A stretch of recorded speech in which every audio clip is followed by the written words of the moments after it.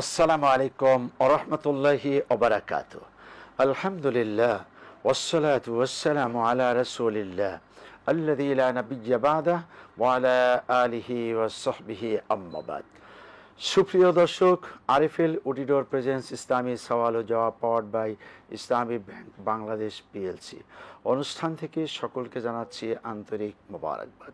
বন্ধুগণ, জীবন ঘনিষ্ঠ যে কোনো বিষয়ে আপনারা প্রশ্ন করবেন, কোরআন সুন্নাহর আলোকে সঠিক জবাব পাবেন। আপনারা ছোট ছোট করে প্রশ্ন করবেন, স্পষ্ট ভাষায় প্রশ্ন করবেন এবং বিদগ্ধ প্রশ্ন করার চেষ্টা করব আমরা ইনশাআল্লাহ। আজকে প্রশ্নের জবাব দিবেন বিশিষ্ট আলেমে দ্বীন, ইসলামী চিন্তাবিদ অধ্যাপক আনম রশিদ আহমদ মাদানী। আসসালামু আলাইকুম ওয়া রাহমাতুল্লাহি ওয়া বারাকাতুহু। ওয়া আলাইকুম আসসালাম ওয়া রাহমাতুল্লাহি ওয়া বারাকাতুহু। আহলান ওয়া সাহলান। জাযাকাল্লাহু খাইরান। শুকরান। আমি কথা বলছি ডক্টর শহীদুল ইসলাম বারাকাতি। আপনাদের সাথেই কথা বলবো। কি কথা বলতে চাচ্ছেন শুনি। দুঃখিত শেখ, ফোনটা বিচ্ছিন্ন হয়েছে। আপনার কাছে যা চাচ্ছি, এখনো মানুষ এ বিষয়ে কথা বলে যে আসলে একজনের অঙ্গ আর একজনকে দেয়া, আবার হলো চুলগুলিকে কালার করা, এসব বিষয়ে ইসলাম কি বলে? আল্লাহুম্মা লাকাল হামদু হামদাশ শাকিরিন ওয়া সাল্লি ওয়া সাল্লিম আলা আবদিকা ওয়া রাসূলিক আল আমিন ওয়া আলিহি ওয়া সাহবিহি ওয়া মান তাবি'আহুম বিইহসান ইলা ইয়াউমিদ্দিন।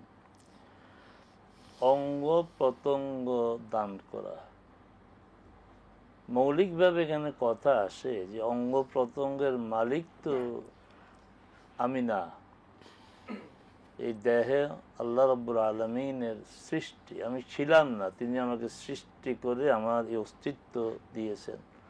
খালাকা ফাসাওয়া, সৃষ্টি করে সুবিন্যস্ত করেছেন। এই জন্য উলামায়ে কেরামের একটি মত হচ্ছে যে অঙ্গ প্রত্যঙ্গ দান করা যাবে না, তাও তো সেটা মরণোত্তর। হ্যাঁ, জীবিত থাকা অবস্থায় একটা অঙ্গ দেয়, কিডনি। তো এখানে ওলামায়ে কেরাম বলছেন যে একটা জীবনকে বাঁচানোর জন্য যদি বিশেষজ্ঞ ডাক্তারগণ বলেন যে হ্যাঁ এক কিডনিতেই তিনি বেঁচে থাকবেন, সমস্যা হবে না, তাহলে আরেকটা কিডনি দিতে পারেন আরেকটি জীবনকে বাঁচানোর জন্য। প্রশ্ন হচ্ছে জীবন বাঁচানো। আর চক্ষু দান করা মরণোত্তর, যে চক্ষুর যে কর্নিয়াটা দেওয়া হয় এতে মানব দেহের কোনো বিকৃতি ঘটে না। অনেক শর্ত সাপেক্ষে এইভাবে ওলামায়ে কেরাম জায়েজ করেছেন। জীবিত অবস্থায় কিডনি আর জীবিত অবস্থা না, মারা যাওয়ার পরে চোখের চোখ, এতে মানুষের দৈহিক বিকৃতি ঘটে না, এই পর্যন্ত জায়েজ। আর প্রস্তের আরেকটি অংশ হচ্ছে চুলকে দাড়ি কালার করা। হ্যাঁ, কালার আপনার ন্যাচারাল কালার তো হচ্ছে কালো। কালো চুল নিয়েই বেড়ে উঠে জন্মের পরে, একটা পর্যায়ে বয়সের কারণে, এটা আল্লাহ সুবহানাহু ওয়া তাআলারই কুদরত যে আস্তে সাদা হওয়া শুরু হয়। এখন এই কালোটাকে মানে সোনালী করে অন্য রং, অন্য কালার করে এটা বিকৃতি বলবো। এই জন্য যে স্বভাবত চুল তো কালোই থাকে, এই কালোকে পরিবর্তন করা এটা কেউ এটাকে বৈধ মনে করে না।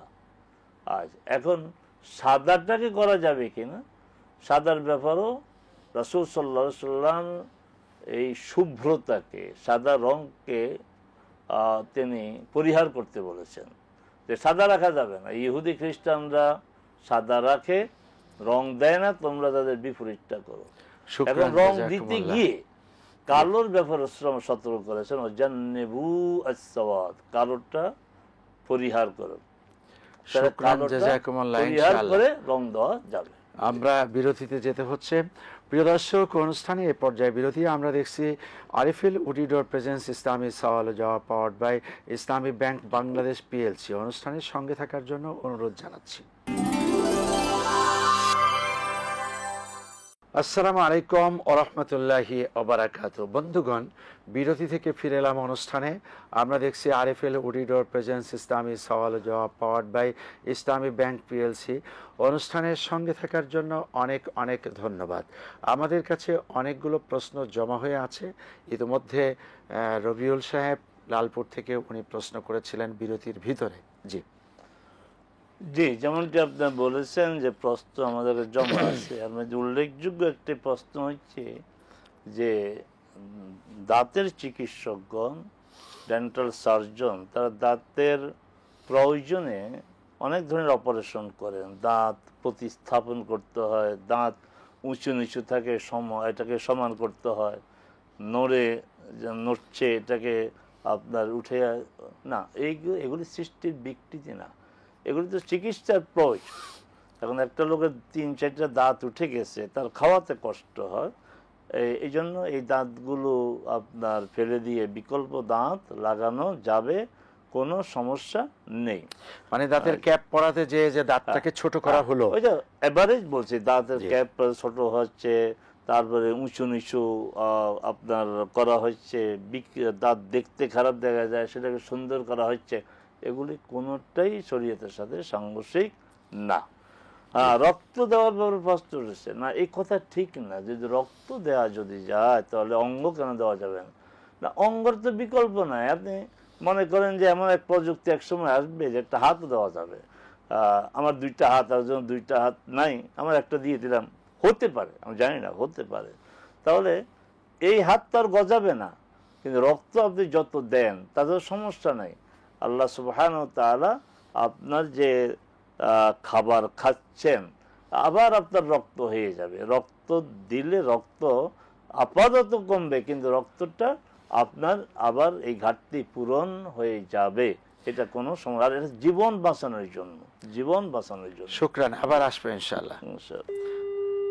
দুঃখিত, আমাদেরকে আবারও বিরতিতে যেতে হচ্ছে। প্রিয় দর্শক, আমরা দেখছি আরএফএল উডিডোর প্রেজেন্স ইসলামী সওয়াল ও জবাব powered by Islamic bank Bangladesh PLC. অনুষ্ঠানের সঙ্গে থাকার জন্য অনুরোধ জানাচ্ছি।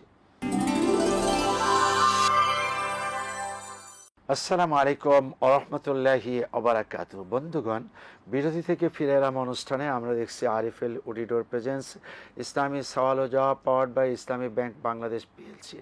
অনুষ্ঠানের সঙ্গে থাকার জন্য অনেক অনেক ধন্যবাদ। ইতোমধ্যে আমাদের কাছে অনেকগুলো প্রশ্ন এসে আছে, আর একটা ফোন নিতে হচ্ছে। আসসালামু আলাইকুম রহমতুল্লাহ। ওয়ালাইকুম আসসালাম। জি, হুজুর, আমার 3টা প্রশ্ন ছিল। প্রথম প্রশ্ন হলো, যখন আমরা নফল রোজা রাখার ক্ষেত্রে সিহরি খাওয়ার যদি উঠতে না পারি বা আগেই নিয়ত করে রাখি, তাইলে কি হবে কিনা? দ্বিতীয়ত হলো হুজুর, ওই আপনার আমরা মহিলাদের কাপড় কি বাহিরে রৌদ্র দেওয়া যাবে কিনা, বা পুরুষ দেখলে কোনো গুনাহ হবে কিনা? এই এই ছিল আমার প্রশ্ন হুজুর। আসসালামু আলাইকুম। ওয়ালাইকুম আসসালাম। অনেকগুলো প্রশ্নের পরে আপনাকে জবাব দেওয়া হবে, ধৈর্য ধারণ করুন। জি, হ্যাঁ, নাটোর থেকে রবিউল। এটা তো আমাদের দেশে প্রায় ঘটে। রাস্তার পাশে আলহামদুলিল্লাহ মসজিদের দেশ বাংলাদেশ, আমরা আল্লাহ শুকর আদায় করি। আপনি মসজিদে গিয়ে ধরেন জামাত হয়ে গেছে, কিন্তু একজন সালাত আদায় করছেন, আপনি তার পিছনে মুক্তাদি হয়ে দাঁড়িয়ে গেলেন। এই বিষয়ে আমাদের পিছন থেকে একটু জানতে হবে যে এই বিষয়টা মাযহাবী একটা মত পার্থক্যের বিষয়।